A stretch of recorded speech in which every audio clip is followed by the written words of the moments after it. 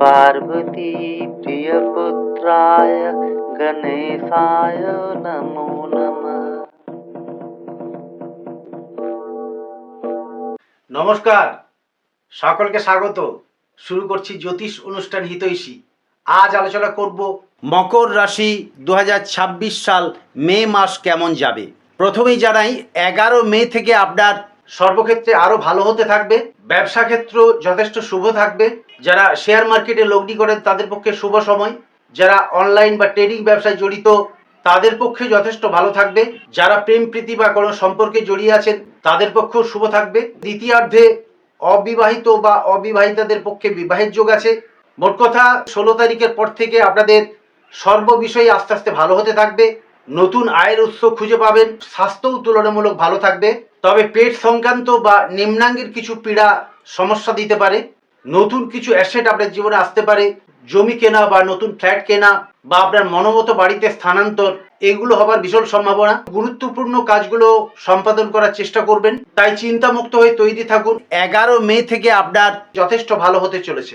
যারা কিছু সমস্যায় ভুগছিলেন 16 তারিখের পর আপনাদের আস্তে আস্তে সব সমস্যার সমাধান হয়ে যাবে। কর্মে শুভ পরিবর্তন বা অতিরিক্ত কিছু কর্মলাভ যা আপনার আয় বাড়িয়ে তুলবে, অর্থাৎ ভাগ্য আপনাকে যথেষ্ট সহযোগিতা করবে।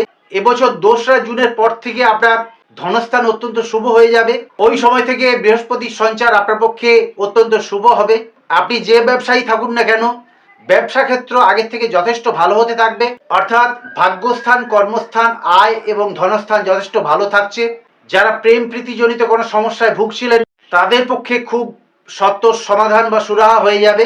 মনের মধ্যে ভীষণ আগ্রহ ছিল এরকম কোনো হারানো সম্পর্ক ফিরে আসতে পারে এবং এই সময় থেকে আপনার বিবাহের প্রবল যোগ দেখা যায়। বিশদভাবে তা জানতে আপনার রাশির বিষয়ে যে লং ভিডিও দেওয়া হবে সেগুলো দেখতে থাকুন। তাই চ্যানেলটি সাবস্ক্রাইব করে আমাদের সঙ্গে থাকবেন। যাই হোক, 2026 সালের মে মাস আপনার পক্ষে কেমন যাবে তার সম্পূর্ণ ফলাফল থাকবে এই ভিডিওতে। সেক্ষেত্রে শিক্ষা অর্থাৎ বিদ্যা, কর্ম, ব্যবসা, প্রেম, বিবাহ, দাম্পত্য সম্পর্ক, সন্তান স্থান, পারিবারিক ক্ষেত্র, গৃহ, বাহন, ভূসম্পত্তি এবং আধ্যাত্মিকতা সব বিষয়ে আলোচনা করব। তাই মনোযোগ দিয়ে ভিডিওটি দেখতে থাকুন। তো আলোচনা শুরু করা যাক। শুরুর আগে খুব সংক্ষেপে গ্রহ পজিশন জানিয়ে দিচ্ছি। আপনার রাশিপতি শনিদেব তৃতীয় যথেষ্ট শুভভাবে অবস্থান করছেন। দ্বিতীয় রাহুর অবস্থান থাকছে। এছাড়া তৃতীয় থাকছে মঙ্গল। এক্ষেত্রে 11ই মে পর্যন্ত শনি মঙ্গলের যোগ থাকছে। চতুর্থে রবি বুধ, পঞ্চমে শুক্র এবং ষষ্ঠে থাকছে বৃহস্পতি। এছাড়া অষ্টমে কেতু তো থাকছেই, যার ফলে আপনার আয় বা ধনস্থানের উন্নতি হলেও ব্যয় কিন্তু বাড়বে। তো সেই বিষয়ে আপনাদের চিন্তার কিছু নেই। আয়ের স্থান যথেষ্ট ভালো থাকবে। কর্মে কিছু উন্নতি লাভ সম্ভব। যাদের পারিবারিক ক্ষেত্রে কিছু মতানৈক্য চলছিল বা সম্পর্কে কিছু সমস্যা চলছিল তারাও সেগুলো আস্তে আস্তে ভালো পেতে আরম্ভ করবেন। তো বিস্তারিত আলোচনায় চলে আসি। আমি ছকটা স্ক্রিনে ডিসপ্লে করেছি, আপনারা দেখতে পাচ্ছেন। প্রথমেই আলোচনা করব বিদ্যার্থীদের বিষয়ে। শিক্ষাক্ষেত্রে যথেষ্ট ভালো থাকবে। যাদের উচ্চশিক্ষা লাভের ক্ষেত্রে বাধা আসছিল, মনোনিবেশের সমস্যা হচ্ছিল, সেইগুলো থেকে মুক্ত থাকবেন। শিক্ষাক্ষেত্রের প্রসার ঘটবে। গৃহে কিছু শ্রীবৃদ্ধি, গৃহের উন্নতি সম্ভব। তবে যারা যানবাহন চালান, বিশেষ করে দুচাকা, তারা সতর্ক এবং সাবধান থাকবেন। এবং যারা বিরুদ্ধ গ্রহজনিত সমস্যায় ভুগছেন তাদের কি কি করলে ভালো হয় সেই বিষয়ে কিছু প্রতিকারও জানিয়ে দেব। এরপর আলোচনা করব স্বাস্থ্য বিষয়ে। স্বাস্থ্য বিষয়ে যারা লিভার সংক্রান্ত সমস্যায় ভুগছিলেন তাদের অর্শ বা কোষ্ঠকাঠিন্যজনিত কিছু সমস্যায় ভুগতে হতে পারে, তবে তুলনামূলক বিচারে স্বাস্থ্য ভালোই থাকবে। এরপর আলোচনা করব যারা কোনো প্রেম বা অ্যাফেয়ারে জড়িয়ে আছেন অথবা কোনো সম্পর্কে জড়িয়ে আছেন তাদের বিষয়ে।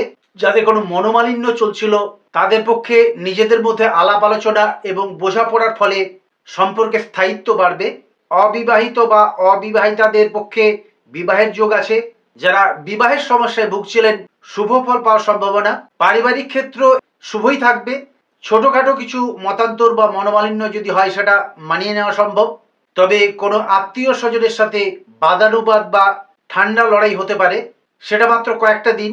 সন্তান স্থান যথেষ্ট ভালো থাকবে, তবে সন্তানের স্বাস্থ্য নিয়ে কিছুটা দুশ্চিন্তা থেকেই যাবে। পিতামাতার স্বাস্থ্য নিয়ে একটু সচেতন থাকবেন। যারা মধ্যবয়স্ক, প্রাপ্তিযোগে কোনো বাধা চলছিল 11 মে থেকে আপনারা সেগুলো পেতে আরম্ভ করবেন। যারা দূর ভ্রমণে যেতে চান, যাদের বিদেশ ভ্রমণের কথা চলছিল, সেটা সংগঠিত হতে পারে। এছাড়া যারা আধ্যাত্মিক চেতনায় জড়িয়ে আছেন তাদের পক্ষে শুভ সময়, তবে কোনো তীর্থ ভ্রমণ বা ধর্মীয় কাজে আপনার কিছু ব্যয় হতে পারে।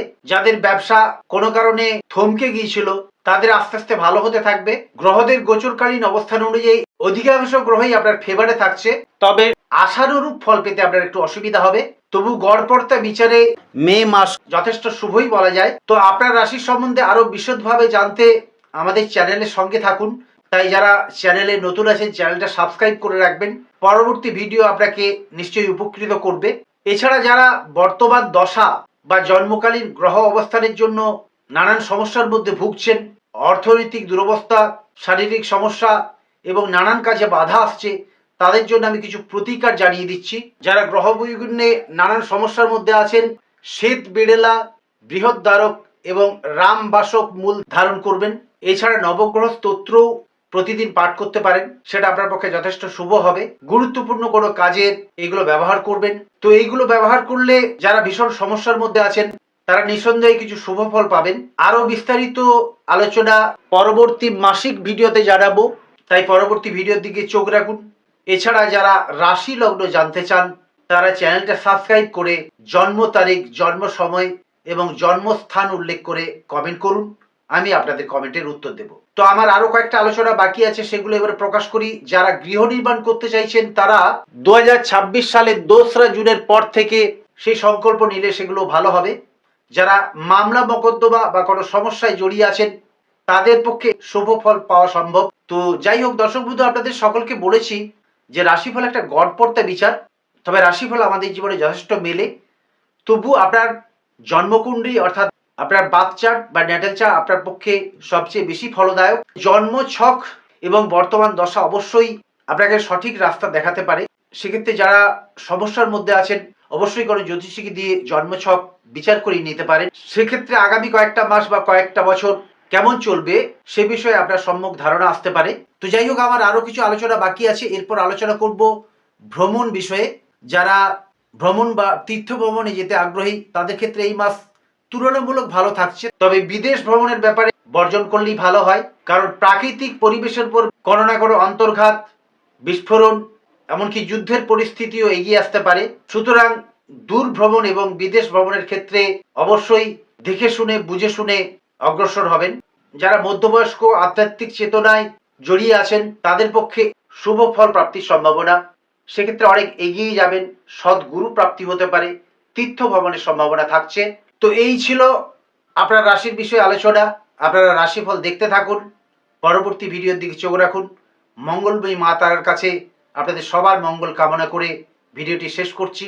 সবাই ভালো থাকুন, সুস্থ থাকুন। নমস্কার।